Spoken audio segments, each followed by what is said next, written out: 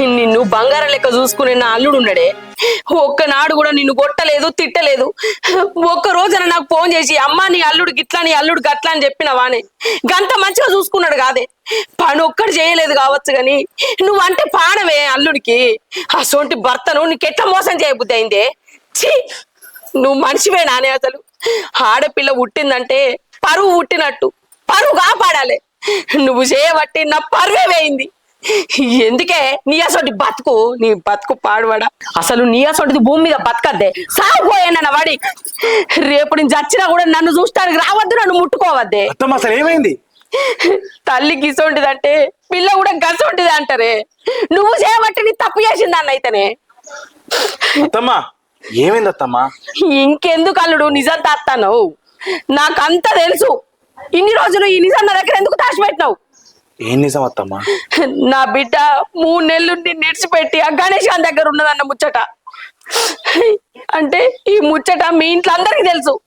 తెలిసి కూడా ఈ ముచ్చట నువ్వు నాతో చెప్పలేదు. ఎందుకు అల్లుడు? ఏమని చెప్పాలి అత్తమ్మా? ఏమని చెప్పాలి? నీకు ఫోన్ చేసి నీ బిడ్డకు నేను అద్దట నన్ను ఇచ్చిపెట్టింది ఇంకొంత దగ్గరికి పోతుందని చెప్పన్నా? ఏమని చెప్పాలి అత్తమ్మా? మరి నీ బిడ్డ ఎందుకు ఇట్లా చెప్తాంది? నేను నచ్చలేదట నీ బిడ్డకు, ఇంకోటి కావన్నట, పెళ్లి చేసుకొని 3 సంవత్సరాలు అయింది, ఇప్పుడు 3 నెలల నుంచి నాతో ఉంటలేదు, ఇంకొంత దగ్గర ఉంటుంది, వాడిని పెళ్లి చేసుకుంటుందట, నన్ను వదిలేసింది అని చెప్పన్నా? ఏం చెప్పాలి అత్తమ్మా? ఏంది అల్లుడు నువ్వు మాట్లాడేది? ఏం చెప్పాలి అత్తమ్మా? ఇట్లా చెప్తే నీ గుండె తట్టుకుంటుందా అత్తమ్మా? నువ్వు ఉండగలుగుతావా? ఇప్పుడు సత్తా అంటాను, ఈ విషయం చెప్పిన తెల్లారి చచ్చిపోయేదానివి నువ్వు. అందుకే మీకెవ్వరికి చెప్పకుండా ఆ బాధని నేను నా మనసులోనే మోసిన. ఇన్ని రోజులు ఆ నరకాన్ని నేను ఒక్కనే మోసిన అత్తమ్మా.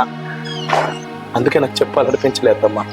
నేను సంతోషంగా ఉన్నా అంటే అది 10 మందికి చెప్పొచ్చు, అదే నేను బాధపడతానా అంటే ఎందుకు అత్తమ్మా చెప్పడం? అయినా నీ బిడ్డ చేసిన గొప్ప పని అందరు చెప్పుకుంటూ తిరగడానికి. కష్టమైనా నష్టమైనా నువ్వు నాకు ఇచ్చి పెళ్లి చేసినావు. ఆ తప్పు చేసినా మంచి చేసినా చెడు చేసినా ఏం చేసినా నేనే భరించాలి, నేను ఒక్కనే భరించాలి. నువ్వు పెళ్లి చేసి నీ బాధ్యత వదిలేసుకున్నావు. ఇప్పటి నుంచి అది ఏం చేసినా కూడా ఆ బాధ్యత నా మీదనే ఉంటుంది అత్తమ్మా. అందుకే నేను చెప్పలే అత్తమ్మా. సరే ఈ తప్పు చేసింది నువ్వు అన్నావు,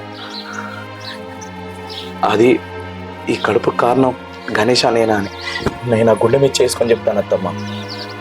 దాని కడుపులో పెట్టే బిడ్డ నా బిడ్డనే అత్తమ్మా, నా బిడ్డనే. సరే అత్తమ్మా, ఆ తప్పు చేసింది నేను ఒప్పుకుంటా, కానీ ఆ బిడ్డ కోసం మళ్ళీ తిరిగి నా దగ్గరికి వచ్చింది. అది నా మీద ఇష్టంతో నచ్చిందా లేదంటే ఆ కడుపులో ఉన్న బిడ్డ ప్రేమతో నచ్చిందా నాకు తెలియదు, కానీ నా దగ్గరికి వచ్చి తన తప్పు ఒప్పుకుంది.